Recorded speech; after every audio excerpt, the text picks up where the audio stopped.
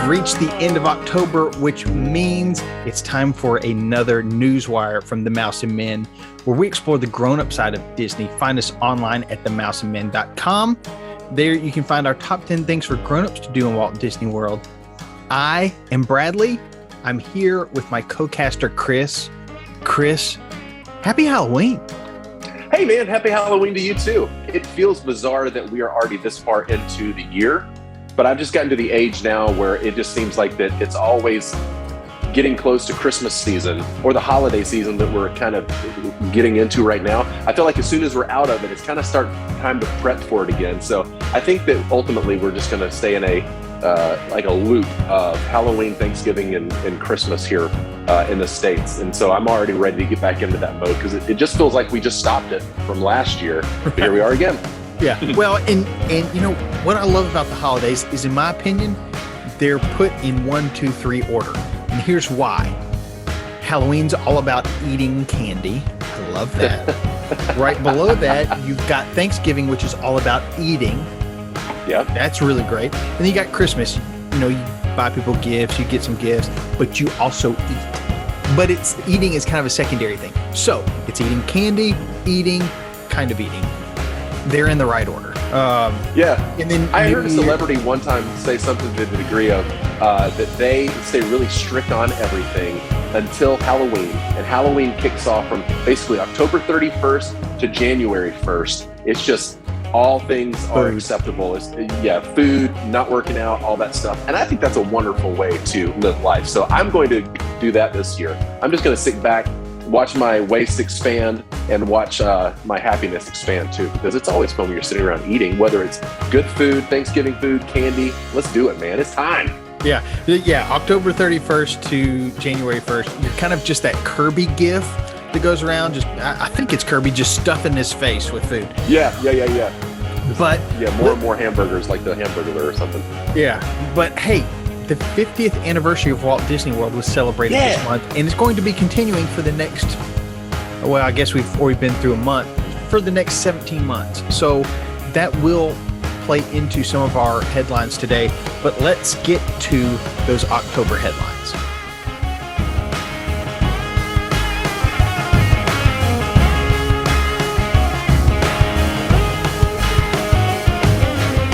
First, this has been kind of going through our news wires for a while. The Black Widow lawsuit, Scarlett Johansson versus Marvel and Disney. Scarlett Johansson wanting the money that she was owed for an exclusive theatrical release of Black Widow. Of course, that didn't happen. It was released in theaters and on Disney Plus. Mm-hmm. What's interesting is it's been settled, and the money, whatever. Nobody really cares about the money. What's most interesting to me is that both Scarlett Johansson's team and the Disney team said we look forward to working together in the future, which we talked about. Scarlett Johansson was on slate to do a Haunted Mansion movie with Disney. It looks like that's still on the table. Oh, wow. So, I mean, yeah, I don't know when the last time somebody sued somebody, won, and then both parties were like, we're going to keep working together. But that tells me that they talked it through. They kind of worked out their issues, and they're ready to move on, which is very exciting. I've enjoyed Scarlett Johansson as Black Widow. Mm-hmm. I think Disney's done a lot of good, just showcasing her talents. So for that to continue, I'm very happy about that.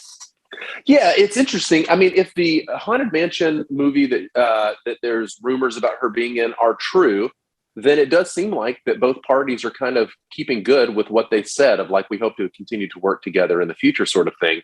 But if for some reason that's not true, I wonder if it's one of those things where that's what you have to say to be polite and public, but behind closed doors, there's other things being said. So I'm really curious to see how this still plays out, even though the lawsuit is done, to see what the future of ScarJo and Disney will be. So yeah, it's been fascinating to look at because it doesn't seem like that there's one party or another that is showing any sort of extreme animosity. Yeah. But there's still a lawsuit going on. And so, again, I feel like that both parties are doing a good job of saving face, staying in the public eye in the right kind of attitude. But it's curious to see how this is playing out. So I'm going to continue to pay attention to this and would love to see how it plays out. Maybe we'll talk about it on future Newswire episodes as well. Yeah. Yeah. We'll get to talk less about the lawsuit and more about the movie. We'll stick with kind of movies and TV shows kind of with, along with Disney Plus. The trailer for The World According to Jeff Goldblum season 2 was just released just in the last couple of days, I believe. That's when I saw it. I'm excited. I know you love this show as well. He's got a curious mind. He's a little quirky, and it makes for a great series. I don't know how you did that, but you said the exact two adjectives that I was about to say. Quirky and maybe creative or kooky or whatever you said. Curious and kooky are perfect ways to describe Jeff Goldblum. But because he is curious and kooky, and he does it kind of all with like a wink and a nod, he's very enjoyable to watch. He's been one of my, not necessarily one of my favorite actors, but just one of my favorite personalities in the entertainment industry. And I mean, everything from back to Jurassic Park, which we've talked about this on the show before, our love for Jeff Goldblum. And I'm so excited that we're getting another season of the Jeff Goldblum thing. So there's going to be monsters, there's going to be drones, there's going to be all sorts of things. And so I'm excited already for the episodes, and it comes out on Disney Plus Day, which is not too far away on November the 12th. So I'm really looking forward to that day, because I'm going to knock out quite a bit of TV watching over those days that, after Disney Plus Day launches. Yeah, I'm hoping to get some as well. Just vegging out on the couch as much as possible. We'll see how that plays out. Then you brought to my attention that Marvel has shifted their slate a little bit. So we thought we were going to get 4 movies in 2022. Now it's looking like 3. What do you see going on over there, Chris? Yeah, it looks like that this is just a continued result of the pushbacks that have happened since the pandemic has started. And I think just production delays and those types of things that has affected all of Hollywood for a large degree. It seemed like that Marvel was going to stay on track, but now it's looking like they're pushing things back to make sure that they have things completed when they need to. So certain things are being pushed back. I forget which one it was. It looks like that there's going to be the Ant-Man and the Wasp will come out, a couple of other movies, but I can't remember off the top of my head which one is going to be now pushed to 2023, but there's some production delays. Yeah. On that same note, it seems like that the next Avatar movie, which is supposed to premiere not this Christmas season, but 2022 Christmas season, is still on track. So we'll see if there's any more Disney owned IPs and companies that will have to push things back. But so far, it looks like that Marvel is pushing things back. It looks like right at a month or so from where their usual dates were going to be. Yeah. And it seems that Indiana Jones falls in that same camp. That's exactly right. Yeah. So I guess that would be a Lucasfilm kind of under that Star Wars banner if you go to Disney Plus because of the way that things are laid out there. But yeah, Indiana Jones being a Lucasfilm property owned by Disney. I mean, there's all sorts of Indiana Jones stuff in the parks and everything. But now there's going to be the 5th installment of the movie that we're assuming is going to be Harrison Ford's last try at Indiana Jones, which I thought was going to be a decade ago when the Crystal Skull came out with Shia LaBeouf. But we'll see Harrison Ford at least one more time as Indiana Jones. Yeah. But it's going to be 11 months later than what we expected to. So. Yeah, I was hoping for a handoff. I'd love to see where that would go in the future, but I think it's going to end with Harrison Ford, according to statements Harrison Ford has made in the past. Then there's going to be a Boba Fett documentary. Ooh, Boba Fett, yes, coming to Disney Plus. Is that right? That's right. Yeah. Disney Plus on, again, Disney Plus Day, November the 12th. There's all sorts of releases, and I believe Shang-Chi, Jungle Cruise, there's going to be a lot of things that are going to be premiering on Disney Plus that you don't have to pay the premiere access for. You just get to watch it. But there's all sorts of things that are coming out on Disney Plus on Disney Plus Day, November the 12th. And I'm excited about this. It looks like this is something that they may start doing every year to try to, they know, looking at this data, that around this time of year, in the holidays, the viewership goes down. And so why not encourage people to get back on Disney Plus by having Disney Plus Day? So I think it's a good timing that they're going to do this. But Jungle Cruise again, Shang-Chi is going to be on there. Jeff Goldblum's World According to Jeff Goldblum is going to be on there as well. And then that Boba Fett documentary, I think it's called Behind the Helmet or Under the Helmet or something like that. But it's a very interesting documentary that I can't wait for. And Boba Fett, that's like a bubble gum, right? It sounds like it, but it's an iconic character from the Star Wars franchise. And again, I love that you are so holding strong to your commitment to not watch any Star Wars films until you are in the Black Spire outpost at Disney. Feel that first, and then take that excitement into really diving in and watching the entire series. So you got a lot of time and movies to catch up on, but it's going to be a fun ride. I know it keeps getting longer and longer. All the time. That's true. Then, we were talking about the Haunted Mansion movie with Scarlett Johansson earlier. Danny DeVito has been added to that cast list as well. Scarlett Johansson, Danny DeVito. I'm seeing Tiffany Haddish is also part of the crew. Yeah. There's quite a few names, but let's not get this confused with the most recent, just a few weeks ago, the new Muppets Haunted Mansion. This is going to be yet another Haunted Mansion tie-in, not Muppets, but so, I mean, this could be a year or two or more before this comes out. But I have to say, I saw something online that said that Danny DeVito is playing like some sort of professor or something like that in the new movie. But I have to admit, do you know the hitchhiking guys from Haunted Mansion? Yeah, the hitchhiking ghosts. Yes, there's one of those ghosts that essentially looks like Danny DeVito with long, shaggy ratty hair, if I'm remembering correctly. I don't know why he's not playing that character, because that's almost a one-for-one. Like, you could just, if Danny DeVito stood in Haunted Mansion, I don't think that you would know that he was there, because he looks so much like one of the hitchhiking ghosts. Right.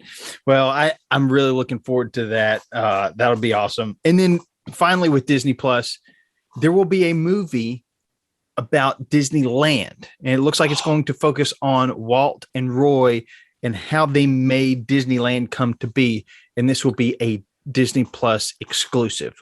So really excited about that. I just heard about this just in the last day or two. Any release dates at this point, or possible? I don't think so. I think it was just announcing, it may have been a producer or director tied to it. And I can't remember who it's somebody who actually either produced or directed the is it Halloween Kills, the new Halloween movie that just released. So yes. It's like, oh, that's very interesting. I hope this doesn't go the same route as those Halloween movies. But that was released here just recently. And speaking for those, go ahead. I was going to say, for those of us, or those of you who have listened to the show before, in our What We're Watching episodes, that you and I always throw on a documentary or two. That's one of my favorite things to watch, whether it's on the National Geographic or Pixar or whatever. So if it's the Imagineering story or Behind the Attractions or this new Disneyland, I am front row center ready to go for that when that premieres. So I'm totally excited about that. Yeah, I agree. I'm very excited. And speaking of the Disney parks, there's a fun little Twitter spat between Universal and Disney. So Disney just opened Remy's Ratatouille Adventure. Universal tweeted out something about using all these screens in their rides, and then the people, the Disney fans on Twitter, came to Disney's defense because Universal has used a lot of screens in their newer attractions, like 2 of the 3 largest attractions in Harry Potter world. It's like, I think this is a little bit the pot calling the kettle black.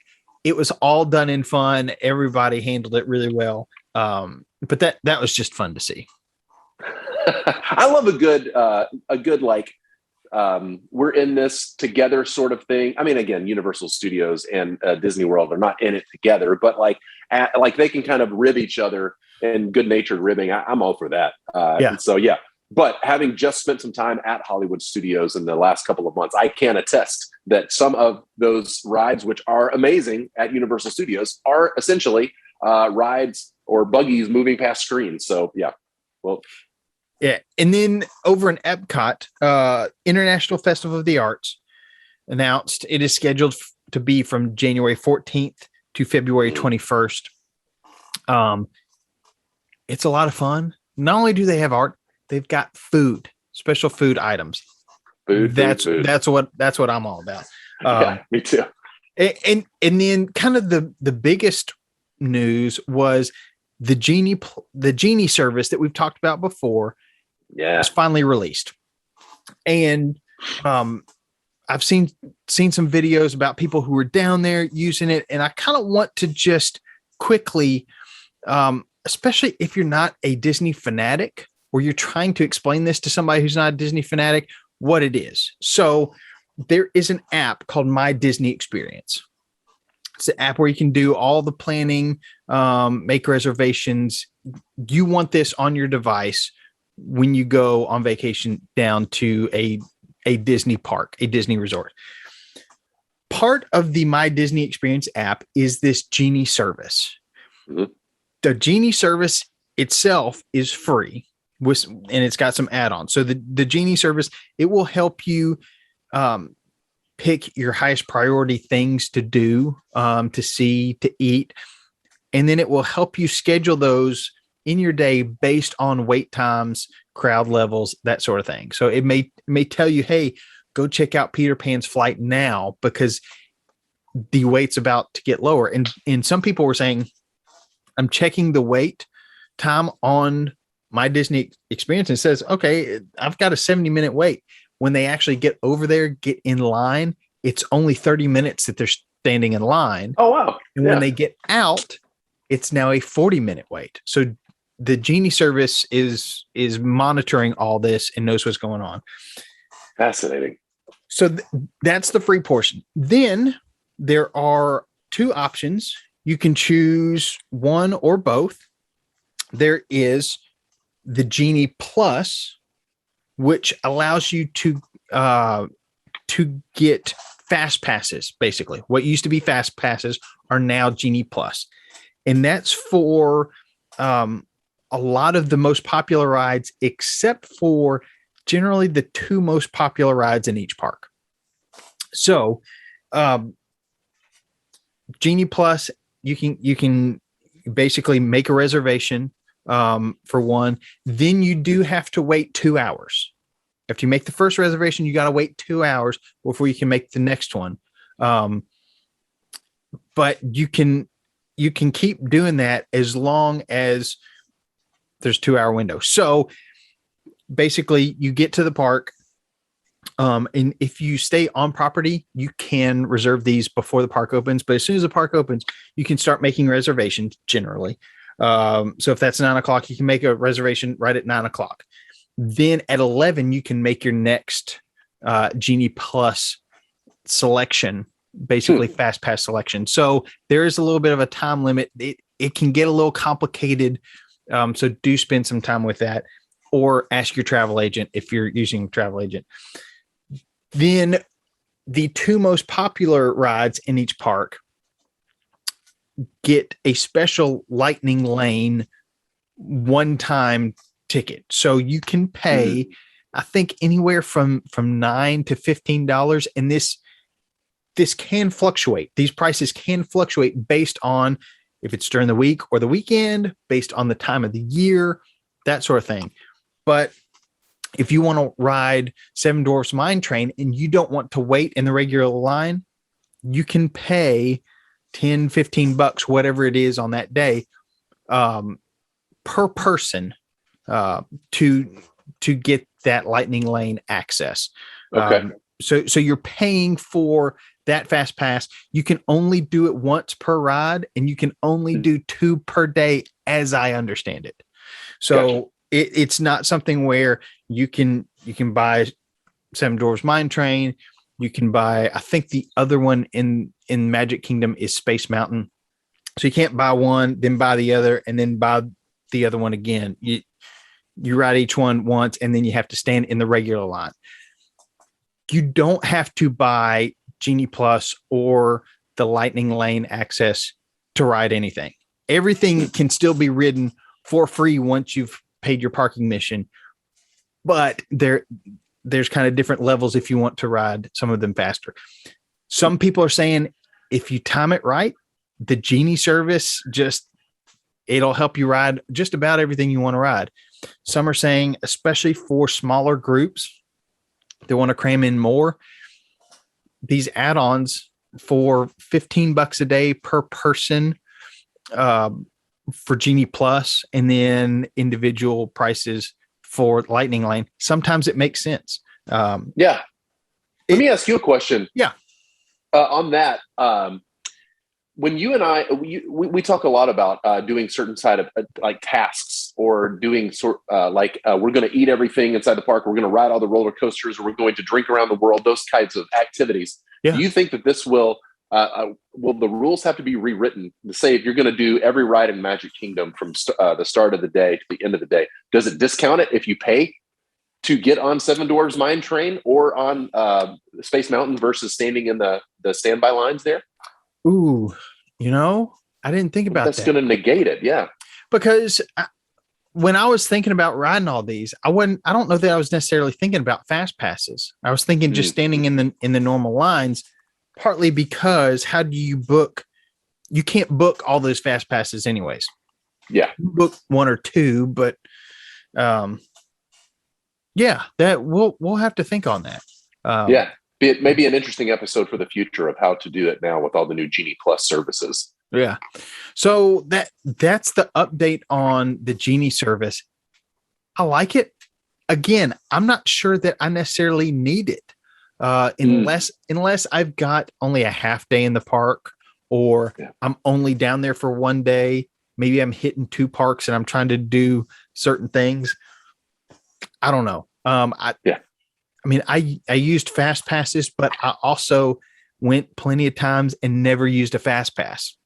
Yeah. And still not terrible waits or anything like that. So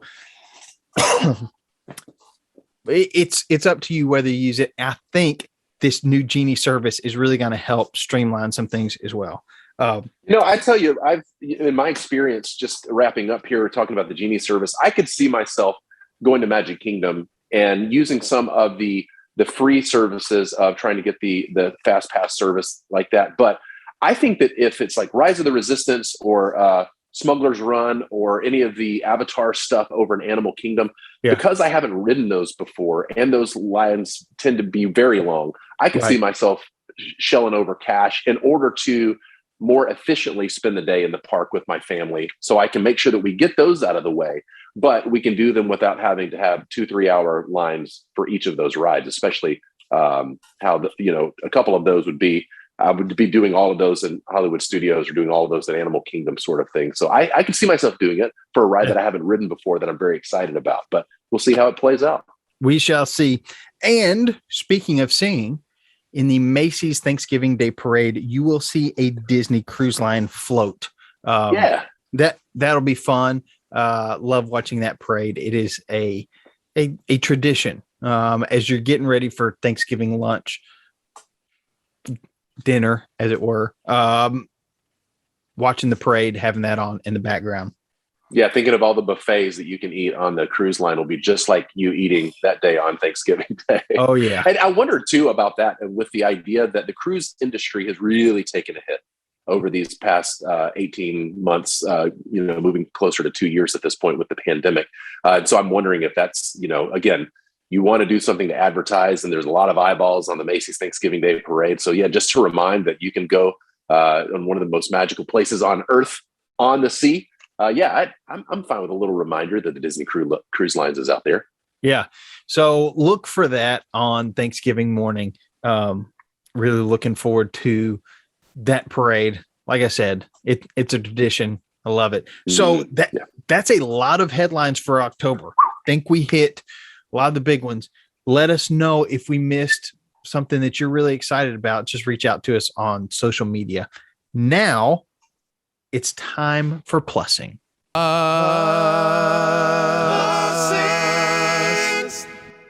So normally with Plussing for our newswires, we do a content creator spotlight. Not this week because Halloween's coming up. Because Halloween's coming up, Chris, you texted me and said we have to talk about this Halloween collection, and I love it. Tell me, what have you been watching on the Halloween collection? What's in there? What's going on? Well, maybe this isn't a content creator spotlight like we usually do on the Newswire, but this being something that we love watching movies this time of year around Halloween, Thanksgiving kind of thing. So it's more of a content created spotlight. This is movies that you can go watch right now on Disney Plus. But they have a whole Halloween collection that is, the new Muppets Haunted Mansion that just came out, not to be confused with the possible Scarlett Johansson, very positive Danny DeVito connection Haunted Mansion movie coming out. But you can watch everything from Hocus Pocus to Jack Skellington and The Nightmare Before Christmas.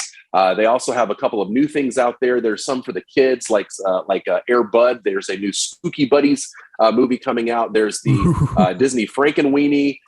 There's a new series called Just Beyond that is based on R.L. Stine, who wrote all the Goosebumps shows. There's a new series there, 8 episodes. They're all about 30 minutes long, called Just Beyond. And so it's kind of like a supernatural R.L. Stine updated thing that kind of like the old 90s Goosebumps series that was out years ago. So a lot of fun, family-oriented entertainment over on Disney Plus. Just click on the Halloween collection icon and it will take you to all of those.